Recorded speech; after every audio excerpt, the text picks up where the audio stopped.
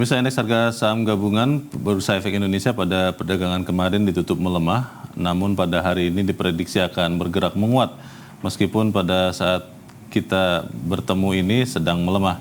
Apa saja sentimen yang akan mempengaruhi perdagangan saham hari ini dan juga bagaimana proyeksi bursa selama sepekan ke depan? Kita akan membahasnya bersama dengan Kepala Riset Pros Capital Alfred Nainggolan. Pak Alfred, selamat pagi. Halo, selamat pagi. Ya, Pak Alfred, kalau melihat indeks sepekan itu sebetulnya relatif fluktuatif ya. Kita lihat kalau di tanggal 27 itu indeks turun di bawah 6.762, tapi kalau sekarang kita lihat sejauh ini malah ada di atasnya. Kalau Anda lihat pergerakan indeks yang relatif sempit ini, Pak, apakah memang karena kita sedang berada di bulan Ramadan, biasanya banyak investor yang mengurangi aktivitas transaksinya, atau ada pengaruh dari kondisi di Amerika Serikat, atau seperti apa sepekan ini, Pak Alfred? Ya, kalau kita lihat secara historis ya, kami pernah mengamati untuk pergerakan IHSG di sepanjang bulan Ramadan sebenarnya tidak ada pola. Artinya kalau tidak ada pola, artinya memang faktor Ramadan tidak banyak mempengaruhi. Artinya IHSG dipengaruhi oleh sentimen di saat itu atau faktor-faktor yang mempengaruhi di saat itu. Jadi ketika saat ini kita lihat memang bahwa di bulan Ramadan banyak faktor-faktor eksternal yang mempengaruhi IHSG. Jadi bukan faktor dari Ramadannya, termasuk dengan faktor nilai transaksi juga kita lihat tidak dipengaruhi oleh faktor tadi Ramadan. Jadi pure memang faktor sentimen-sentimen yang ada saat itu, dan kalau kita lihat pada Ramadan kali ini kebetulan memang sentimen eksternal cukup kuat, banyak mempengaruhi pasar regional Asia bahkan global termasuk juga Indonesia. Kalau kita lihat yang paling mempengaruhi perdagangan di Jakarta, di Bursa Efek Indonesia, Pak Alfred, itu apakah memang pergerakan kondisi makroekonomi Amerika Serikat yang kemudian mempengaruhi langkah The Fed, atau apa, Pak Alfred?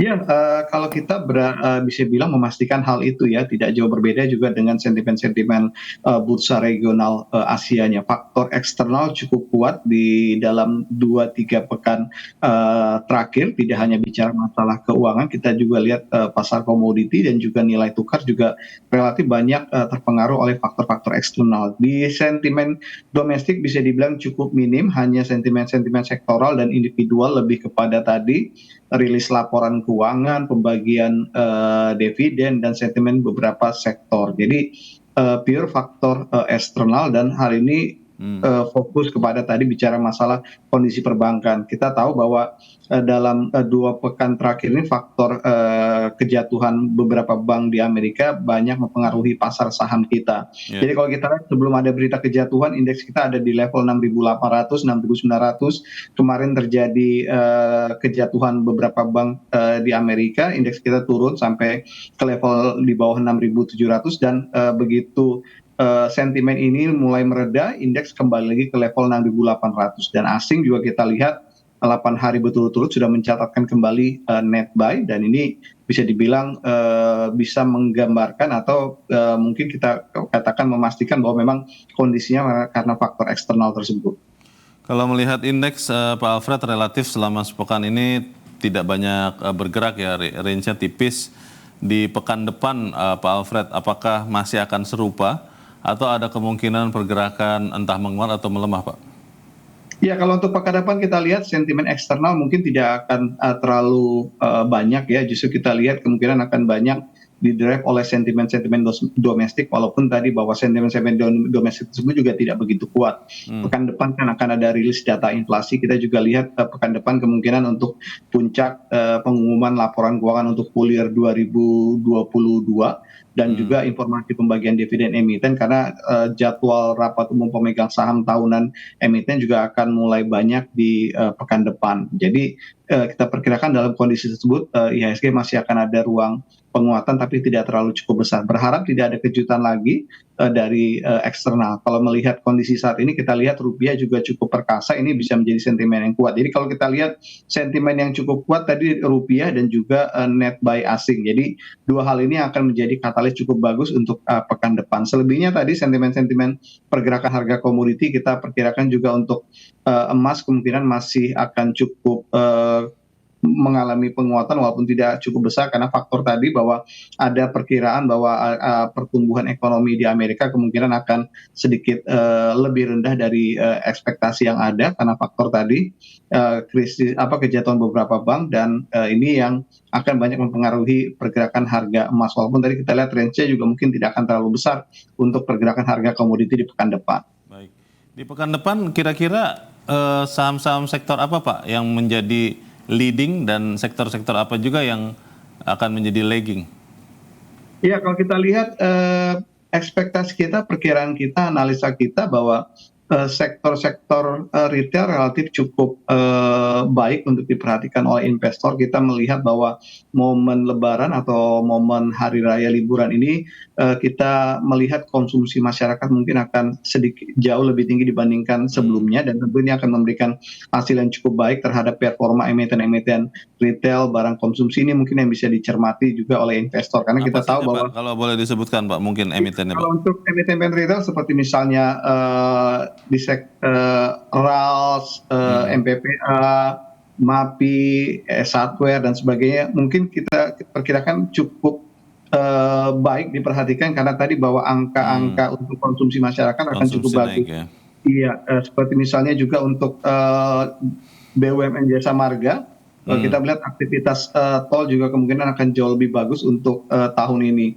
Untuk transportasi memang untuk misalnya angkutan udara memang akan ada lonjakan. Tapi kalau melihat performa emiten-emiten di sektor ini memang masih cukup dalam ya. Jadi kita lihat mungkin dampaknya mungkin nggak akan terlalu cukup besar. Kita melihat yang kita sampaikan tadi untuk yang retail atau misalnya operator tol, relatif mereka saat ini sudah punya performa yang cukup bagus sehingga momen Lebaran ini akan sedikit mendongkrak performa mereka dibandingkan efek Lebaran di tahun-tahun sebelumnya.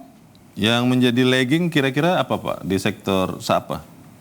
Ya kalau untuk lagging kemudian sektor komoditi ya yang mungkin kita perkirakan tadi kita ekspektasikan bahwa pekan depan pergerakan harga komoditi mungkin tidak akan terlalu cukup volatile dan cenderung stabil sehingga ini yang bisa dibilang cukup minim sentimen untuk sektor komoditi.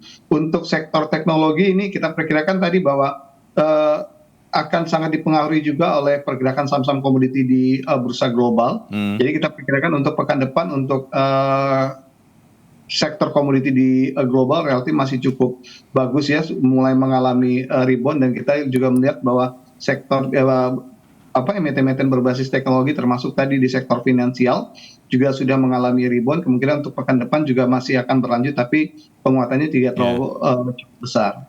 Bagaimana dengan banking sektor, Pak Alfred? Kalau kita lihat kan beberapa orang mengatakan memperkirakan kenaikan suku bunga selama sekian puluh bulan itu mungkin sudah mendekati puncak. Kalau Anda lihat bahwa untuk orang yang sudah punya posisi dan mungkin sedang profit di banking sectors, apakah masih bisa ditahan lebih lama atau memang mungkin saatnya sekarang sudah mulai sedikit-sedikit merealisasikan profitnya? Ya kalau kita lihat bahwa sentimen dividen bank-bank besar juga relatif sudah selesai ya karena kita lihat bahwa batas pembagian atau exit juga sudah berlalu. Yang kedua kalau kita lihat bahwa sentimen yang cukup ditunggu adalah rilis performa mereka nanti untuk kuartal pertama 2023 yang kita perkirakan juga masih cukup bagus jika melihat pertumbuhan penyaluran kredit kita sampai di 2 bulan terakhir masih dalam angka yang cukup bagus. Jadi sentimennya masih cukup besar, memang cuma kita lihat dalam jangka pendek kemungkinan akan ada aksi profit taking dari investor-investor short term yang sebelumnya memanfaatkan momentum dividen untuk bank-bank besar. Tapi kita lihat bahwa tekanannya lebih kepada bersifat sementara karena kalau kita lihat institusi besar, investor besar juga masih melihat bahwa bank-bank besar kita masih cukup menarik, apalagi tadi bahwa dalam kondisi sentimen yang kurang bagus terhadap sektor perbankan di luar, ternyata performa bank-bank kita cukup baik dan kita lihat bahwa asing juga masih concern untuk menyasar tadi bank-bank besar kita, karena memang tadi bahwa kalau kita lihat dampak kejatuhan bank di luar tidak banyak berpengaruh, bahkan kalau kita lihat bahwa kenaikan suku bunga yang sudah dilakukan oleh Bank Indonesia juga kita lihat relatif tidak banyak berpengaruh juga, justru ada gap yang cukup bagus untuk memperbesar net interest margin mereka. Kira-kira untuk pekan depan Pak Alfred, indeks harga saham gabungan akan bergerak di range berapa Pak? Kita perkirakan di level 6.700 sampai di 6.980. Jadi berharap tadi bahwa tidak ada kejutan dari sentimen eksternal ya. Kita perkirakan mungkin indeks masih akan cukup kuat di level tadi di range 6.700 sampai 6.980. Baik, di 6.700 sampai 6.980 kalau tidak ada kejutan mungkin terkait dengan apa yang terjadi di Amerika Serikat, begitu ya Pak Alfred ya? Iya betul, kita berharap bahwa tadi bahwa permasalahan perbankan memang betul-betul sudah mereda. Oke. Tidak ada lagi pemberitaan tentang kejatuhan perbankan, jadi itu menjadi ruang yang cukup bagus untuk IHSG kita mengalami kenaikan kembali di pekan depan. Baik, kita lihat sama-sama nanti seperti apa. Terima kasih untuk proyeksi yang Anda berikan. Kepala Riset Pros Capital, Alfred Nainggolan, sudah mencerahkan kami. Selamat pagi Pak Alfred. Selamat pagi, terima kasih.